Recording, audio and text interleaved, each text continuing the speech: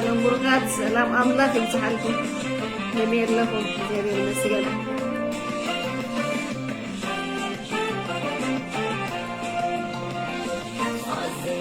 لك كنا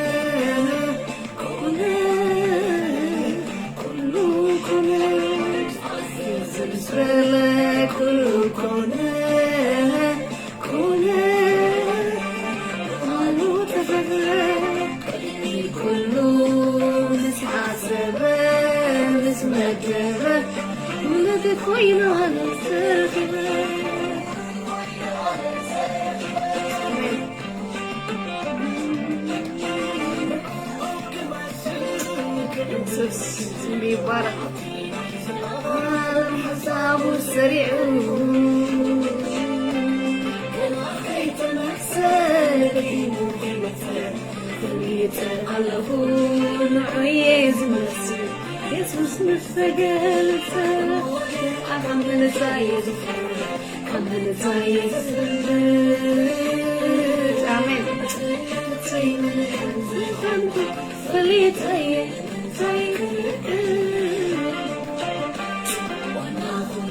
حكي فزز بالفضلي يسوسي وصيح اللوياي آمين انكتالوني وانا منفسكن رقلتي ومدحاني يوان أملاخي كوين الزارب أو يمانو كوين الزارب آمين يوان أملاخي كوينك ألس فهرون جربك نبيي فاس أملاخي كوينك سارب أو يمانو كوين الزارب آمين يوان أملاخي كوينك ألس بفهرون جربك نبيي فاس آمين هللويا يبارك هللويا عزيز لك كل قناة كل قناة عزيز لك كل قناة قالوا تفكرك كله بس حاسبة بس مدربة ولدك وين على سرقبة وين على سرقبة آمين هاليلويا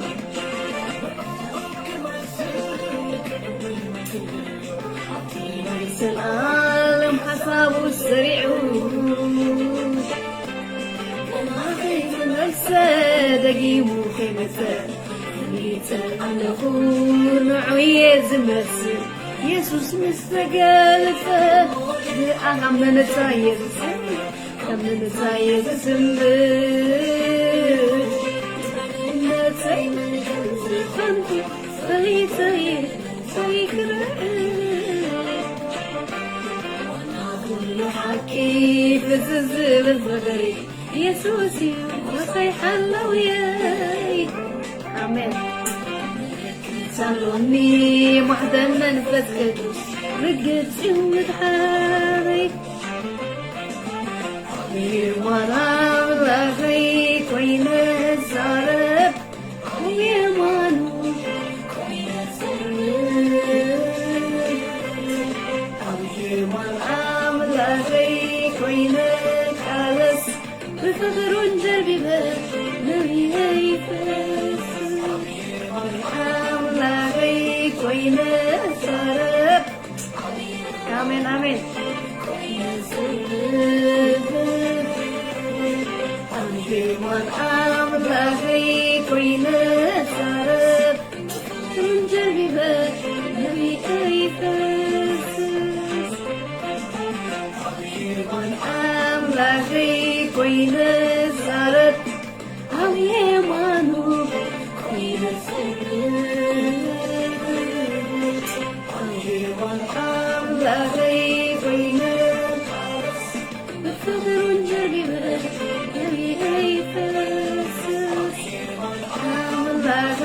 ኮይነክ ቃልስ የማኑ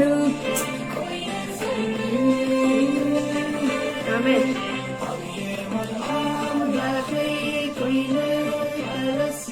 በፍቅሩን ጀቢበ ይፈስሰይ ሻሎም ሻሎም ቡርኻት እንኳን ሐመጽኩም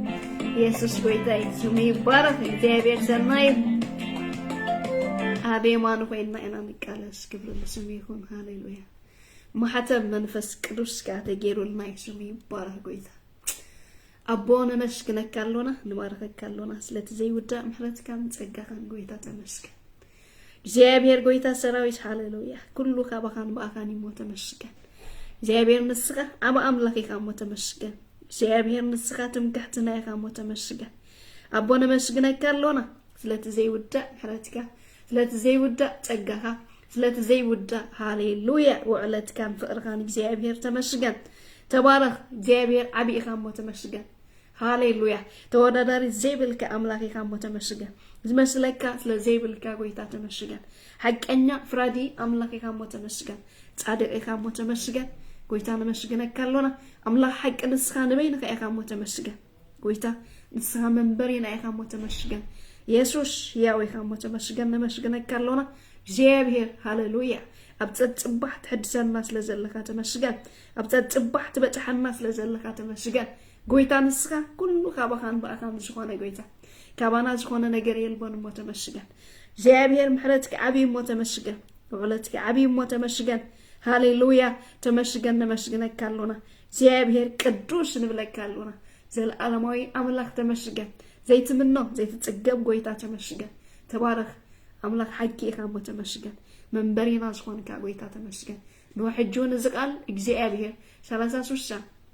ሚእቲ ከውን በመልአት አባና ክፈሪ እግዚአብሔር በመልአት አባና ክፈሪ እግዚአብሔር ጸለና በስመ ኢየሱስ ክርስቶስ ኩሉ ዝቃወም ዘበለ ድማና አስሮለና በጌታ በኢየሱስ ክርስቶስ እግዚአብሔር ጎይታ ሰራዊት ሃሌሉያ ንገንታ አእምሮት በካ እግዚአብሔር ጥበብ ተበካ ጎይታ በስመ ኢየሱስ ክርስቶስ ነሙራና ምስቱ አልከት ገብረሉ እግዚአብሔር በምስቱ አልከና አልበሉ ነጥቃል እግዚአብሔር እንጭልሎና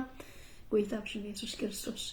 ከሞስ ለዝሆነ ተመስገን ተባረክ በጌታ በኢየሱስ ክርስቶስ አሜን እግዚአብሔር ንሱንታይ አምላክ ሐቂ ክብርና አምላክ ይሁን እግዚአብሔር ታይ ሃሌሉያ አምላክ ሐቂ ክብርና ስሙ እግዚአብሔር ሰናዩ ዘይውዳ ምሕረቱ ዘይውዳ ሓሌቱ ምሳና ስለዘሎ ስሙ ይባረክ እግዚአብሔር አብጸጽባህ ስለዝረድአና ስሙ ይባረክ አብጸጽባህ ስለዝበጽሐና ስሙ ይባረክ አብጸጽባህ ስለዝመግበና ስሙ ይባረክ እግዚአብሔር ንሱ አምላክ ሐቂ ሞ ሃሌሉያ ስሙ ይባረክ ዘይምኖ ዘይጽገብ እንተሎ እግዚአብሔር ጥራይ አብጸጽባህ ሐዲስ ዝኾነ ጎይታ ንሱ ጥራይ እግዚአብሔር መስገን ኢየሱስ ጎይታይ ክብርና ስሙ ይሁን እግዚአብሔር ይዛረብ ጎይታ ይባረክ ነተደዛረቦ ግነስ ተውዕሎ እግዚአብሔር መስገን ኢየሱስ ክርስቶስ ማለለው መንሱንታይ ጎይታይ ክብርና አምላክ ሃሌሉያ የስ ንሎሚን መሃሮ ክብርና አምላክ ይሁን ማቴዎስ ምዕራፍ 7 ፍቅዲ 15 ማለት እግዚአብሔር መስገን ማቴዎስ ሃሌሉያ ኢየሱስ ክርስቶስ ጎይታይ ክብርና ስሙ ይሁን ሃሌሉያ ደጊመ እንኳን ሐመጻሁም ቅዱሳን እግዚአብሔር መስገን ሰላም አምላክ ብዛሐልኩም ጎይታ ይባረክ ሃሌሉያ ክብርና ስሙ ይሁን ባርከስ ክንጀምሪና ወንጌል ማቴዎስ ሃሌሉያ ወንጌል ማቴዎስ ምዕራፍ 7 ፍቅዲ 15 እግዚአብሔር መስገን ከምዚ ይብል ጎይታ ይባረክ ሃሌሉያ ኦም ፍሪው ክትፈልጥዎ ይሁን ይብለና ቃል እግዚአብሔር መስገን ኦምሲ በፍሪው ክትፈልጦ ጎይታ ይባረክ እንታይ ፍረ አለው መስፈለጥ ከያካ ሃሌሉያ እንታይ ትገብሮ ሃሌሉያ ኢየሱስ ጎይታይ ዝተፋላለየ ኦም አሎ አብዛ ዓለም እግዚአብሔር መስገን ኢየሱስ ክርስቶስ ጎይታይ ናብነት ናይ ራንቺ ፍረስ አራንቺ ይዘውት እግዚአብሔር መስገን ናይ በለስካ በለስ ይዘውት ጎይታ ይባረክ ኢየሱስ ክርስቶስ ጎይታይ ስለዚህ እትፍረ ንሱ በዓሊ ይወጥ ማለት ይብርና አምላክ ይሁን ስለዚህ ኦም ይሉ በኦም መሲሎ ወሎ ክብርና አምላክ ይሁን ኦም ዝብም እንታይ ከተለሊው ይሁን ይሉ በፍሬው ከተለሊው ይሁን እግዚአብሔር መስገን ስለዚህ ንሰባት ድማ ፍሬና ለለሊው ጎይታ ይባረክ ጎይታ ምለለይ ይብና ዘሎ እዚ ማለት በፍሬው ከተለሊው ይሁን ዝብል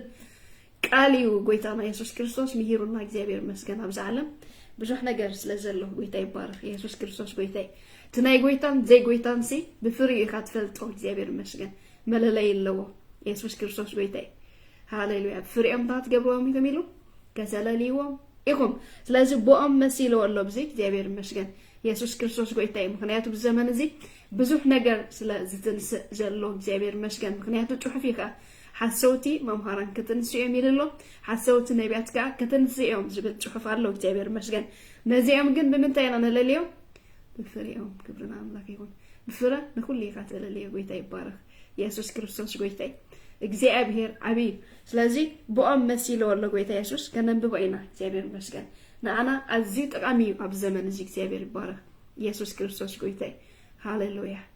ክብርና ስሙ ይሁን ታይልሎ ብውሽጦም ዝምንጭሉ ተኻሉ እዮም እሞ አባጌ ተመሲሎም ካብ ዝመጽኹም ሓሶት ነቢያት ተጠንቀቁ ይልሎ እግዚአብሔር ይመስገን ብውሽጦም ተየሚሎም ኣሎ ጀም ዝምንጭሉ ተኻሉ እዮም ግን ቆርበት በጊዕ ተከዲኖም እዮም ዝመጹ ብላሎ ብዛል ኢየሱስ ክርስቶስ ጎይታ ሃሌሉያ ኣብ ሓደ ጽሑፍ እንታይ ዝብላሎ መስለኩም ሰይጣን ስመላኽ ብርሃን መሲሉ ይዝመጽእ ብል ኢየሱስ ጎይታ ግብርና አምላክ ይሁን ስለዚህ ብውሽጦም ዝምንጭሉ ተኻሉ ከለውሲ ቆርበት በጊዕ ተከዲኖም እዮም ዝመጹ ብላሎ ጎይታ እግዚአብሔር ይመስገን ስለዚህ ኢየሱስ ጎይታ ብፍሬኦም ከተለልዮም ይኹም ብለናሎ እግዚአብሔር ይመስገን ጽቡቕ ፍረ ተዘይብሉ ሓደ ሰብ ናይ እግዚአብሔር ከም ዘይኮነ ክትፈልጦ ትክእሊካ ማለት እግዚአብሔር ይባረክ ቲዮም ሓሰውቲ መምሃራን ዝበልናዮም ሓሰውቲ ነቢያት ንብሎም ዘለና እግዚአብሔር ይመስገን ብፍሬኦም ይኻ እንታይ ትገብሮም ተለልዮም ማለት እግዚአብሔር ይባረክ ኢየሱስ ክርስቶስ ጎይታ ጎይታ ኩሉ ጽሒፍልናይ ኢየሱስ ክርስቶስ ጎይታ ካብ መጀመርታ ሳብ መወዳእታሲ ምሂሩና ከይዲ ኢየሱስ ክርስቶስ ጎይታ ዘድልየናን ህይወትና ሁሉ እግዚአብሔር ይመስገን ኩሉ እንታይ ገይሩ ያ መጽሐፍ ቅዱስ አስፊሩ ወይ ጎይታ ይባረክ ኢየሱስ ክርስቶስ ጎይታ ከመይ ከም ዝኾነሲ ኣብዚ ቃልሲ ሁሉ ተገይሩናይ ጽሒፍልናይ ጥራይነ ዝቃል እንታይ ንግበሮ ንመርምሮ እግዚአብሔር ይመስገን ስለዚህ ብፍሬኦም ኢና ክንፈልጦም ንኽእል እግዚአብሔር ይመስገን ውሽጦም ኢሉ ዝምንጭሉ ተኻሉ የሚሉ ግን ቆርበት በጊዕ ተከዲኖም ስንት አገብርኩም የሚሉ ክመጽኹም ኢሉ ኢየሱስ ክርስቶስ ጎይታ እግዚአብሔር ይመስገን ትብላዕሎም አይኮነን ብውሽጦም ከነለልዮም ይግባአና ፍላይ ድማ እግዚአብሔር ይመስገን መንፈስ ቅዱስ ዝተቀበለ ህዝቢ ኢየሱስ ክርስቶስ ጎይታ ናይ ምርማር ዓቕሚ ኣለዎ እግዚአብሔር ይመስገን ምክንያቱ መንፈስ ቅዱስ ንኩሉ ይምርምር መንፈስ እግዚአብሔር ንኩሉ ይምርምር በሓደግና አይምርመርኒ ይብል ኢየሱስ ክርስቶስ ጎይታ ስለዚህ ብውሽጥና ክንምርምሮስ ብቃዓት ኣለውና መንፈስ ቅዱስ ዝተቀበለ ሁሉ ኢየሱስ ክርስቶስ ጎይታ ማለት በክርስቶስ ዘአመነ መንፈስ ቅዱስ ኣለዎ ክምርምር ሃሌሉያ ጸጋቱ ሃይቦ በመንፈስ ቅዱስ ማለት ኢየሱስ ክርስቶስ ጎይታ ስለዚህ ንሰብ ብካበሩ ሪኢካ ብላዕሊ ሪኢካ ይኮንካ ተለልዮ ማለት ምክንያቱ እንታይ ዝብል ዘሎ ቃል ደጊማ ከምበ ግብርና አምላክ ይሁን ብውሽጦም ኢሉ ዝምንጭሉ ተኻሉ እዮም እሞ አባጌ ተመሲሎም ካብ ዝመጽኹም ሓሰውቲ ነቢያት ተጠንቀቁ ይብላሎ ኢየሱስ ክርስቶስ ጎይታ ስለዚህ ንውሽጢ ዝምርምር ኃይሊ ኢየሱስ ክርስቶስ ጎይታ ኣለካ እሱኻ እንታይ መንፈስ ቅዱስ ይባሃል እግዚአብሔር ይመስገን ንኩሉ ዝምርምር በሓደገና ዘይምርምር መንፈስ ሲል ኢልኦ ንማዓሙቕ ከይተረፈ እንታይ ዝገብር ዝምርምር በሓደገና እንታይ ከወኒሉ አይምርመርኒ ስለዚህ መንፈስ ቅዱስ እቲ ዝምርምር መንፈስ አውሽጥካ ኣሎ ናይ እግዚአብሔር ዲ አይኮነን ትምርምረሉ ማለት ኢየሱስ ክርስቶስ ጎይታ ስለዚህ ኣብ ዘመን ዘለና አዚው እንታይ የድልየና ጥንቃቄ የድልየና ማለት እግዚአብሔር ይመስገን ኢየሱስ ክርስቶስ ጎይታ ስለዚህ ብውሽጦም ኢሉ ኢየሱስ ክርስቶስ ጎይታ ዝምንጭሉ ተኻሉ የሚሉ ግን ክዳን በጊዕ ተከዲኖም ከም ዝመጽኹም እንታይ ይግበሩ ተጠንቀቁ ስለዚህ ብምንታይ ኢና ንፈልጦ በቲ አውሽጥና ዘሎ መንፈስ ከነለልዮም ግን ንኽእሊና መንፈስ ቅዱስ ንኩሉ ይምርምር በሓደግና አይምርመርኒ ኢየሱስ ክርስቶስ ጎይታ እንቀጽልና ግብርና አምላክ ይሁን ሓሰውቲ ነቢያት ኣለዉ ሓሰውቲ መምሃራን ኣለዉ ስለዚህ ብምንታይ ኢና ነለልዮም በመንፈስ ቅዱስ በቲ ውሽጥና ዘሎ መንፈስ ክርስቶስ ኢየሱስ ክርስቶስ ጎይታ ንኩሉ ዝምርምር በሓደግና ዘይምርመር ኢየሱስ ክርስቶስ ጎይታ ቦክን ምርምሮ ንኽእሊና ስለዚህ ኢሉ ኢየሱስ ክርስቶስ ጎይታ ግብርና አምላክ ብፍሬኦም ካይዱና ፍሬኦም እንታይ ምዃኑ ኢየሱስ ክርስቶስ ጎይታ ፍረ ናይ ሰብ ሕማቅ ተኮይኑ ምንጩ ካብቲ ሕማቅ ማለት ኢየሱስ ክርስቶስ ጎይታ ጽቡቕ ፍረ ዝፈሪ ካብ እግዚአብሔር ጥራይ ጎይታ ይባረክ ኢየሱስ ክርስቶስ ጎይታ ስለዚህ እቲ ፍሬኦም ከተለልዮም ይኹም እብለናሎ ግብርና አምላክ ይኹን ቀጭሉ እንታይ ይልሎ ብፍሬኦም ከተለልዮም ይኹም ካብ እሾኽ ፍረ ወይስ ካብ እሾኽ ፍረ ወይኒ ወይስ ካብ ተቆርባ በለስ ይቅንጠብ እዩ كمودما أتتصبقهم تصبق فرا يفريلو هاي جرمه يسوع كريستوس قويته كم ويني يزود كبلسكا بلس يزود يسوع كريستوس قويته كلته واتش أكلني يسوع كريستوس قويته كلتس كوات أكلني كافت حما يزود كافت تصبق فرا تصبق يزود سلازيلو فريقهم تحت جبرهم يخميل له كذا اليوم يخم إلو سلازي كوين يزود كاب بلسكا بلس يزود يسوع كريستوس قويته قبل نسوم يكون لازم تايلو لبزي تصبق فرا اتي يسوع كويته كوم دما يلو تتصبقهم تصبق فرا يفريلو تتصبقهم تصبق فرا يوز فريلو يسوع كريستوس قويته لازم تتصبق يسفري تحماك حما يسفري لازم بفريهم تكن قبرهم يقبأنا كان لليوم يبلنا الله كبرنا أملاك يكون حسود ديو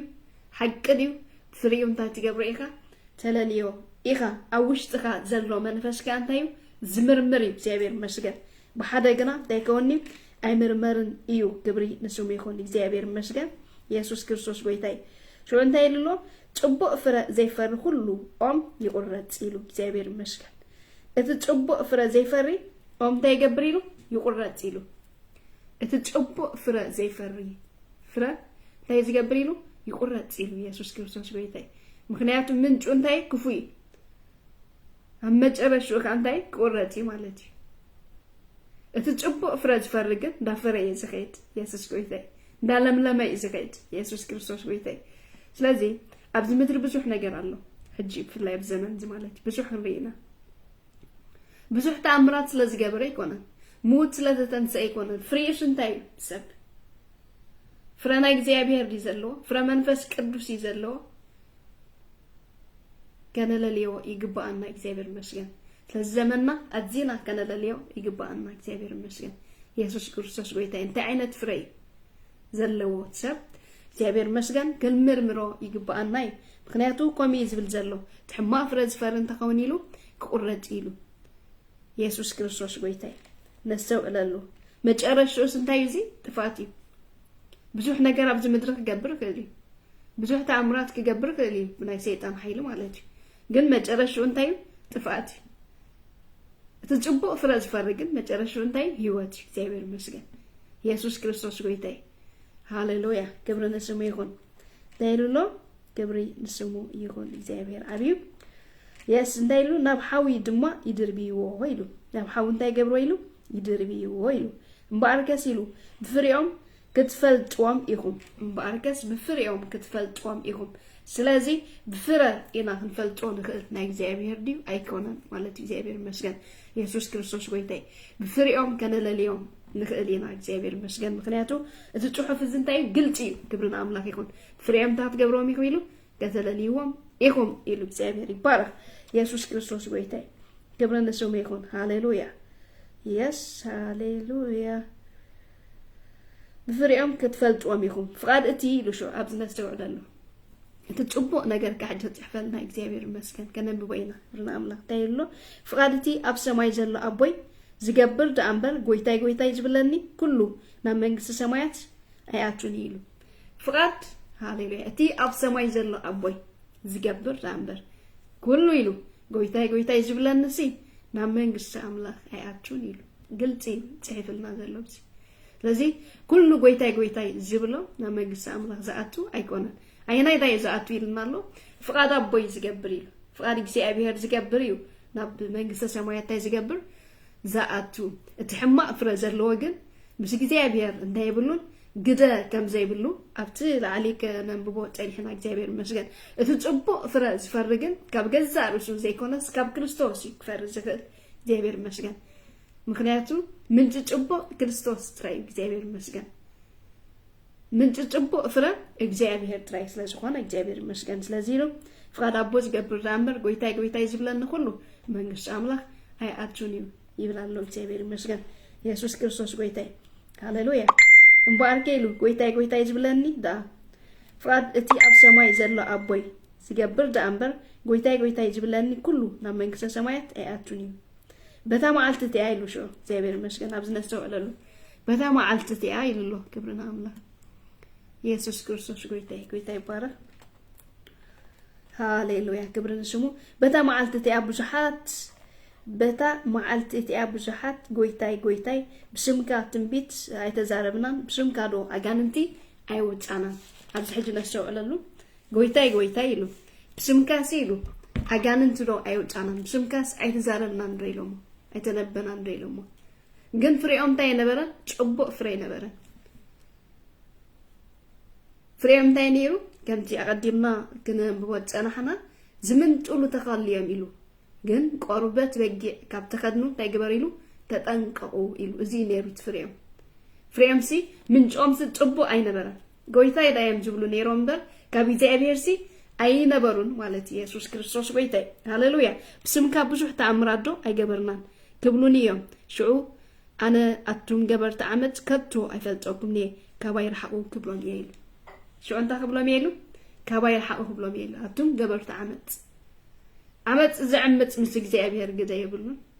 ጽቡቕ ፍረ ዘይብሉ ምስ እግዚኣብሔር ግደ የብሉን እዚ ግልፂ ስቃል ዝነግረና ማለት እዩ ስለዚ ጽቡቕ ፍረ ክፈርት ኮይኑ ኣብ ክርስቶስ ጥራይ ዝርከብ ፍሬኡ ጽቡቕ ክኸውን እንተኮይኑ ከም ፍቃድ ኣቦ ክመላለስ ይግባእ ማለት ኢየሱስ ክርስቶስ ጎይታይ ምክንያቱ እግዚኣብሔር ከም ቃል ይፈርደካ ጽባሕ ንግሆ እግዚኣብሔር ህያው እዩ ሃሌሉያ ስለዚ ፍቃድ ኣቦ ዝገብር ዳ ግደ ኣለዎ እምበር ፍቃድ ኣቦ ዘይገብር ዘበለ ኩሉ ግደ ከም ዘይብሉ ብግልፂ መጽሓፍ ቅዱስ ይዛረበና ኣሎ ማለት እዩ እግዚአብሔር ይመስገን ስለዚ ኣቱም ገበርቲ ዓመት ኣይፈልጠኩም እየ ክብሎም እየ ይብላ ኣሎ እግዚአብሔር ይመስገን ኢየሱስ ክርስቶስ ጎይታይ ክብሪ ንስሙ ይኹን ሃሌሉያ ጎይታይ ይባረክ ነዘን ቃላተይ ሰሚዑ ዝፍጽም ኩሉ ቤቱ ኣብ ከውሒ ዝሰርሐ ብልሂ ሰብኣይ ይመስል ነዘን ቃላተይ ሰሚዑ ኢሉ ኢየሱስ ክርስቶስ ጎይታይ ሃሌሉያ ነዘን ቃላተይ ሰሚዑ ዝፍጽም ኩሉ ቤቱ ኣብ ከውሒ ዝሰርሐ ብልሂ ሰብኣይ ይመስል ስለዚ ነቲ ቃሉ ከም ፍቃዱ ምሽልና አንቢብና ኣብቲ ጸኒሕና እግዚአብሔር ይመስገን ከም ፍቃድ ኣምላኽ ዝኸይድ ኣምበር ጎይታይ ዝብሎ ግዳ ከም ዘይብሉ ክንዛረብ ጸኒሕና ብስላዕሊ ማለት እዩ ኣብዝኻ እንታይ ይብላ ኣሎ ነዘን ቃላተይ ኢየሱስ ክርስቶስ ጎይታይ ሰሚዑ ዝፍጽም ኩሉ ቤቱ ኣብ ከውሒ ዝሰርሐ ብልሂ ሰብኣይ ይመስል ኢሉ ኢየሱስ ክርስቶስ ጎይታይ ስለዚ ናይ እግዚአብሔር ሕግ እንታይ ቃላቱ ኢየሱስ ክርስቶስ ጎይታይ ከም ቃሉ ምምልላስ ከም ፍቃዱ ምምልላስ ማለት እዩ ስለዚ ኢየሱስ ክርስቶስ ጎይታይ ብልሂ ሰብኣይ ዝመስል ኣብ ከውሒ ዝተሰረተ ኢሉ ኣመን ከውሒ ከኣመኒ ኣብ ክርስቶስ እግዚአብሔር ይመስገን ክርስቶስ ይከውሒ ክብርና ኣምላክ ይኹን ይመስል ኢሉ ኢየሱስ ክርስቶስ ጎይታይ ዝናብ ዘነበ ወሓይዝ ወሓዘ ንፋሳቱን ነፈሰ ነቲ ቤት ደፍእዎ ኣብ ከውሒ ስለዝተሰረተ ድማ ኢሉ ኣብ ከውሒ ስለዝተሰረተ ድማ ኣይወደቐን ኢሉ ኢየሱስ ክርስቶስ ጎይታይ ብዙሓት ደፋኣት ክመፁ ክእል እዮም ብዙሕ ንፋስ ክመፅእ ክእል እዩ ኣብ ከውሒ ተተሰሪትካ ግን ዝደፋኣካ ሓይሊ ዘውፃካ ሓይሊ ከምዘየለ ነግረና ኣሎ እዚ እግዚአብሔር ይመስገን ኢየሱስ ጎይታይ ንፋስ መፂ ኢልዎ ክብርና ኣምላኽ ይኹን ዝናብ መፂ ኢልዎ ጎይታይ ይባረክ እዚ ነገር እዚ ግን እንታይ ገበሮ ኣይውደቐን ኢሉ ምክንያቱ በይተሰሪት ኢልዎ ኣብ ከውሒ ኣብቲ ቃል ኢየሱስ ክርስቶስ ጎይታይ ኣብ ክርስቶስ ተተሰሪትካ ከም ፍቃድ ኣምላኽ ትመላለስ ዘለካ ንፋስ ይምፃእ ዝናብ ይምፃእ ማዕበል ይምፃእ ብዘይገድስ ኣይትጥሕልን ኢኻ ኢየሱስ ክርስቶስ ጎይታይ ኣይትናወፅን ኢኻ ኣብኡ ስለዝተሰረትካ ኣይትወድቕን ኢኻ ፍሬኻ ድማ ንቅድስና ይኸውን እግዚአብሔር ይመስገን ፍሬኻ ድማ ናይ ዘለኣለም ህይወት ይኸውን እግዚአብሔር ይመስገን ስለዚ እንታይ ይመስል ኢልዎ ብልሂ ሰብኣይ እዩ ዝመስል ኢሉ ክብርና ኣምላኽ ይኹን ኣብ ቃል እግዚአብሔር ዝተሰረተ ከም ፍቃድ ኣምላኽ ዝመላለስ እግዚአብሔር ይመስገን ኢየሱስ ክርስቶስ ጎይታይ ሃሌሉያ ክብሪ ንስሙ ይኹን የስ ዝመፀ ይምጣሲ ኣይትወድቕን ኢኻ ምክንያቱ መሰረትካሲ ከውሒ ስለዝኾነ ኣብቲ ክርስቶስ ስለዝኾነ ኣብቲ ቃል ስለዝኾነ ኢየሱስ ክርስቶስ ጎይታይ ዝምንዛዕካ ሓይልስ የለን ማለት እዩ እግዚአብሔር ይባረክ ኢየሱስ ክርስቶስ ጎይታይ ክብሪ ንስሙ የስ ኢሉ ሽዑ ክቅፅል ክብርና ኣምላኽ ይኹን ሃሌሉያ ክብሪ ንስሙ ይኹን እዘን ቃላተይ ሰሚዑ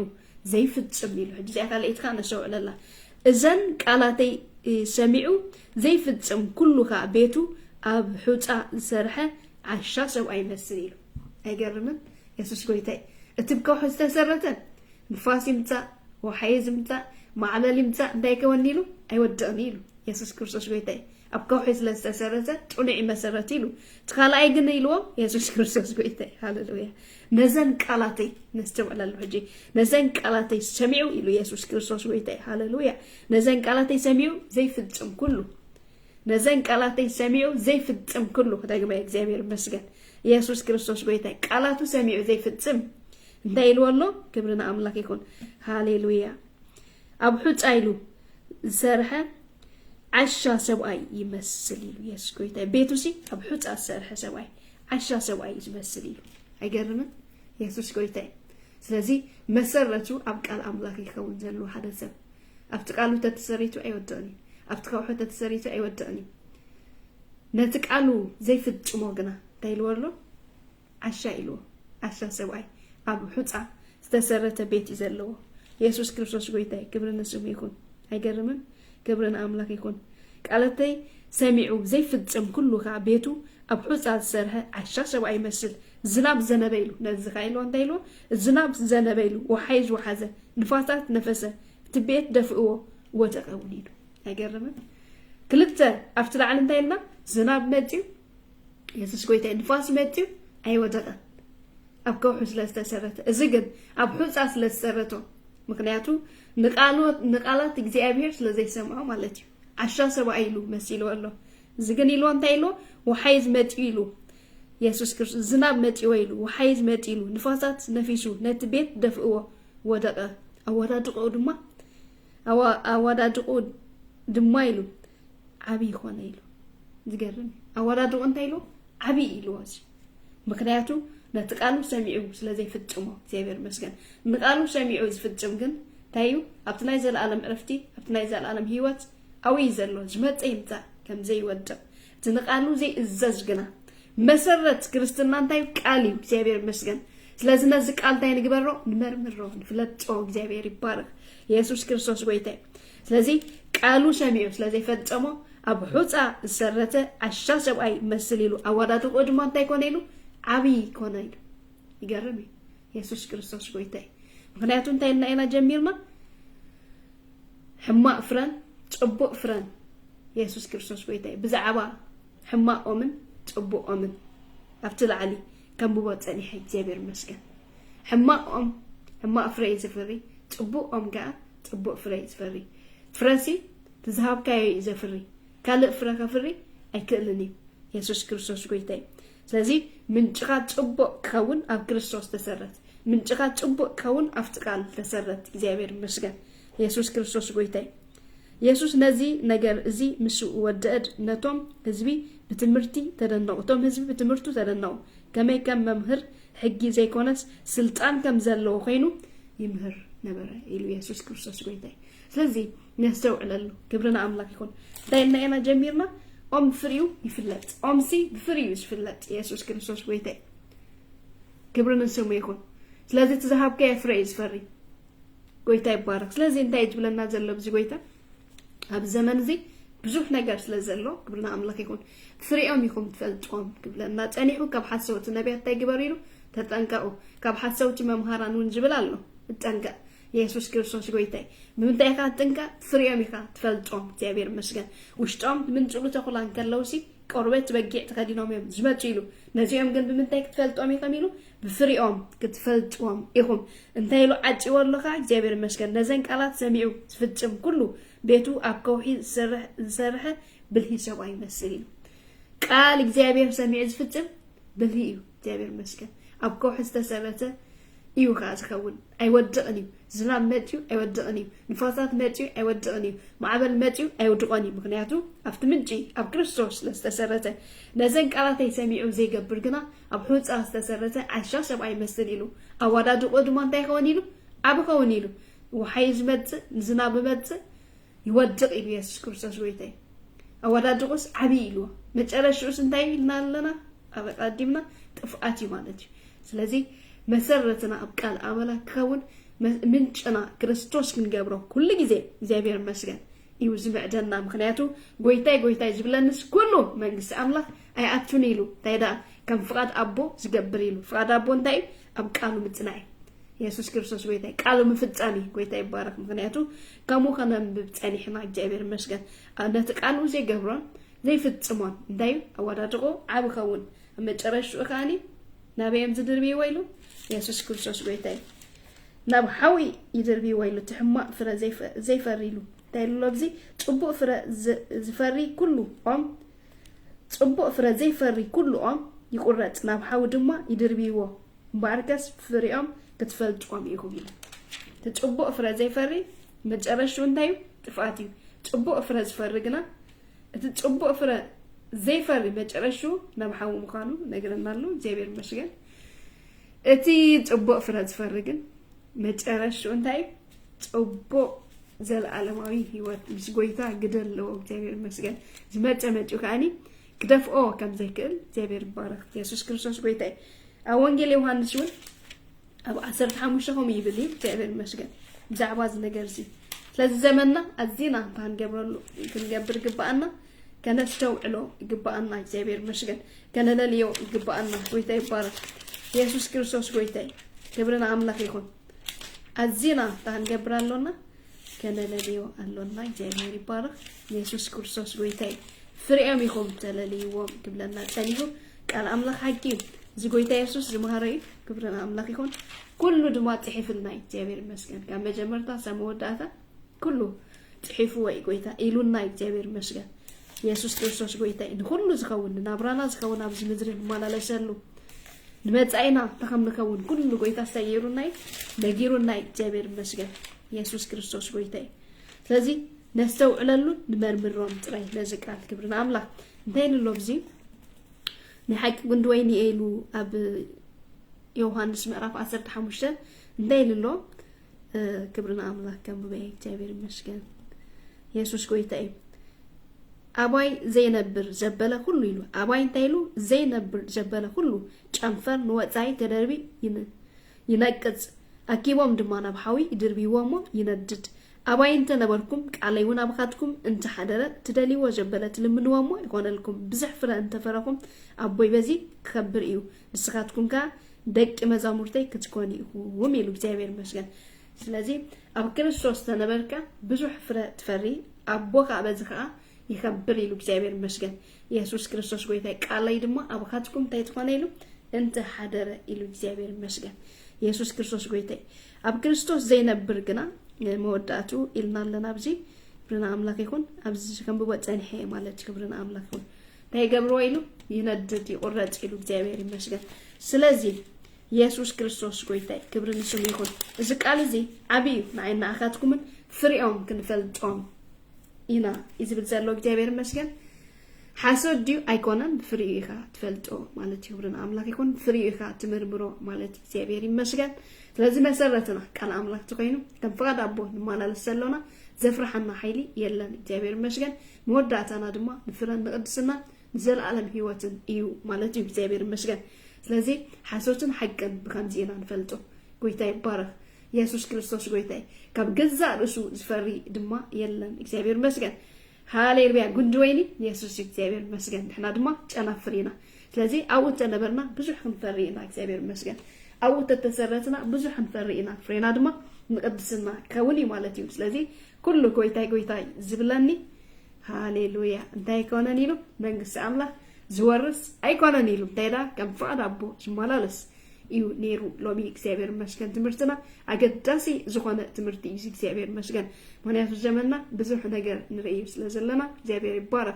يسوس كويتاي قالوا تمرميرنا كله أو تتحفلنا له كسابير مشكن أي العنك أفنينا بقالوا دما نمالالس كبرنا سمو زابير عبي قويتا يبارك يس هاللويا تعالوا سخوانا قويتا أبتصبح زرد أن أملا سمو بروخي زابير مسجن يسوس قويتا هاللويا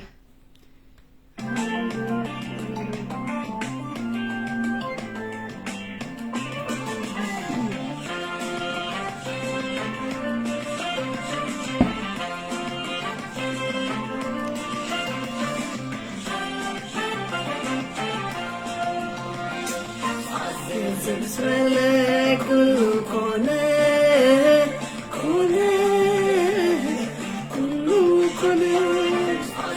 زمسرلك كله كونه قالوا تفكرك كله متحسبة متمكبة ودك وين على السرقبة آمين አሜን አሜን አሜን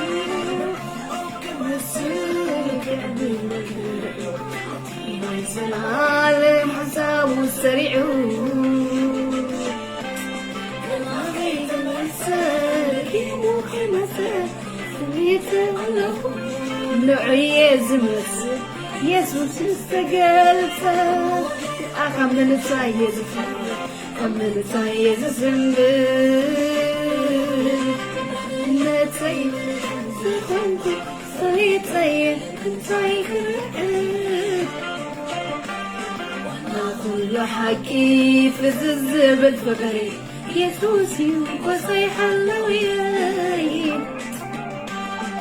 لكتلوني وعدم الفز كتوس رقتي ومتحاري يومان أملاخي كوين الزارب هاوي وانو كوين الزبد يومان أملاخي كوينك عالس بالفخر والجربي بس ملياي فلس يومان أملاخي كوينك زارب حيوانو كوينك سرب يومان أملاخي كوينك عالس بالفخر والجربي بس ملياي فلس آمين آمين آمين سمي بارك بيتا هاليلويا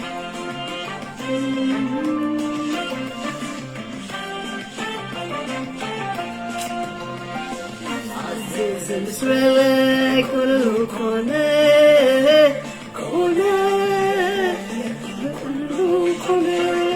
عزيز المسوالة كله كونه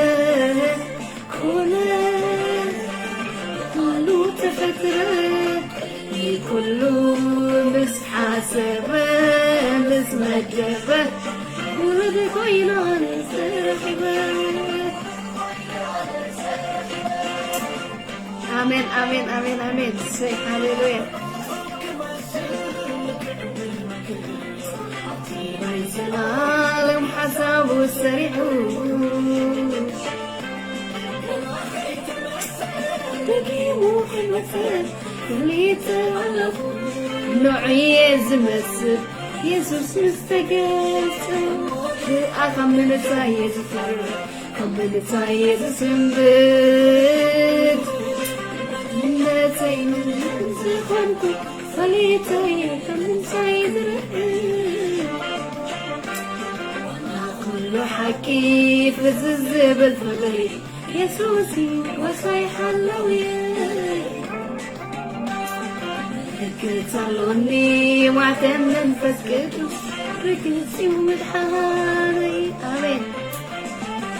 يوان أملاخي كوين الزارب يمانو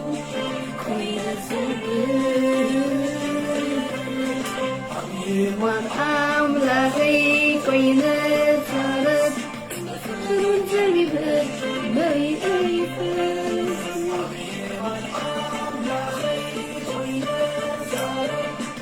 Amanu, Amin Amin, Yuman Amlahi Queenek Alas, Bufagurun Jarbibe, Nali Elfas. Yuman Amlahi Queenek Alas, Amanu,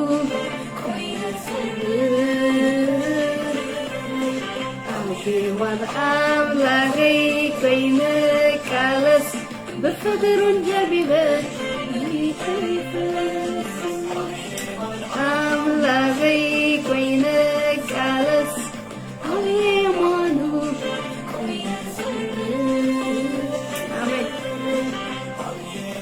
أملاخي كوينك عالس بفقر جبيبة ملي أيفاس سي كبرنا سمو يكون እግዚአብሔር አብይ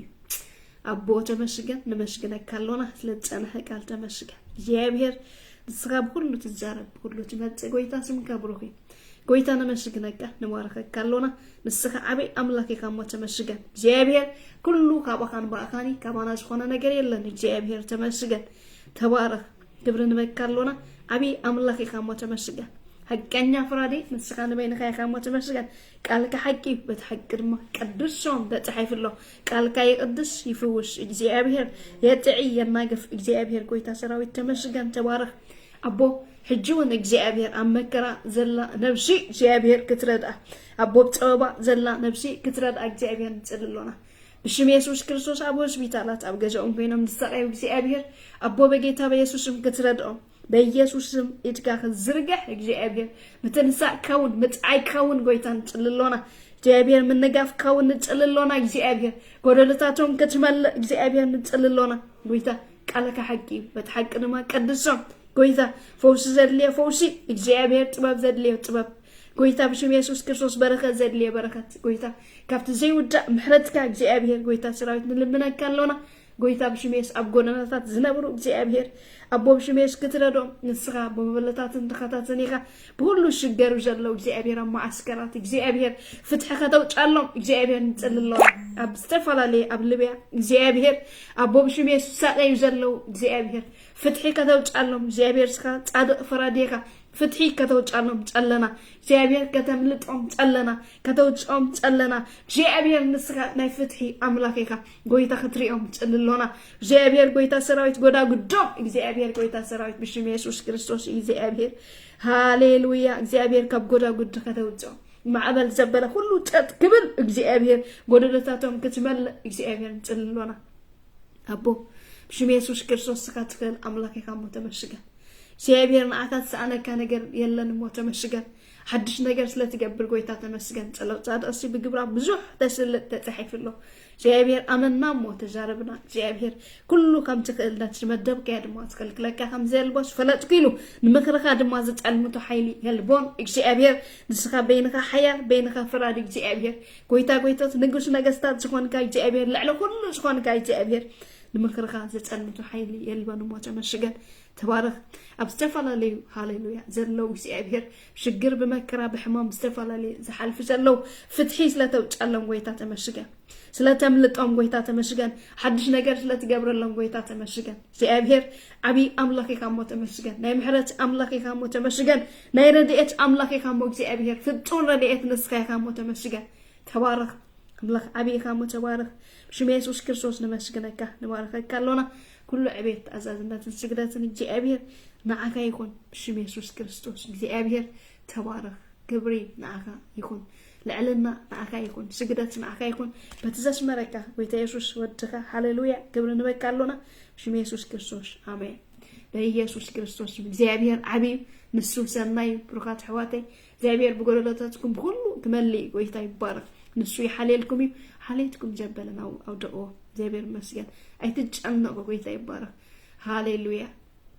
ንማ አልተሲሉ ክፋአታይ አخلاይሉ ተጨንቆም ሲሉ ኢየሱስ ክርስቶስ ጎይታ ያብላለ ኡመትካስ ገለ ነገርኩ አይተወሰክኒ ካይሉ ኢየሱስ ጎይታ ንሱ ይፈልጥ ጎይታ ይባረክ ንሱ ይሐሊ ጎይታ ይባረክ ሓሌትኩም ዘበለ ሁሉ ናብ እግዚአብሔር ደርቢዎ ንሱ ድማ ግምልሰልኩም እግዚአብሔር ዝርኢ ዝምልስ ሰማ አምላክ ጎይታ ይባረክ ንስኻትኩም በረካትኩም ተባረኩ ኢየሱስ ክርስቶስ ጎይታ شالوم نبيتكم شالوم معكم شالوم نذكركم شالوم نبيتكم وتاكم تباركوا سخاتكم بركات إيكم تباركوا